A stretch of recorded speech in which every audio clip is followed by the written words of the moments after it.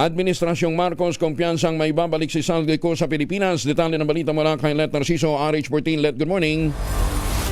Tiwala ang pamahalaan na maiuuwi sa Pilipinas si dating Congressman Zaldi Co. Pero aminado ang Malacanang na nakadepende pa rin ito sa magiging kasunduan sa pagitan ng Pilipinas at Czech Republic dahil may mga prosesong kailangang sundin sa pagitan ng dalawang bansa.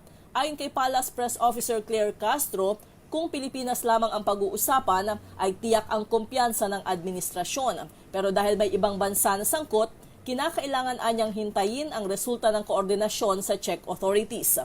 Dagdag pa ni Castro, ang susunod na hakbang ng gobyerno ay nakadepende sa mapagkakasunduan ng dalawang panig hinggil sa paraan ng pagpapabalik kay Co sa Pilipinas.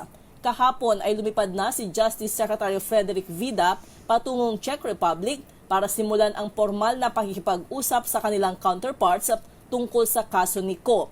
Una nang tinukoy ng DOJ ang ilan sa maaring hakbang para maibalik ang dating kongresista sa bansa, kabilang ang deportation, extradition at paggamit sa United Nations Convention Against Corruption na kapwa nilagdaan ng Pilipinas at Czech Republic. Ito si Let Narciso para sa DZRH. Una sa Pilipinas, una sa Pilipino. Maraming salamat, Let. Isang minuto.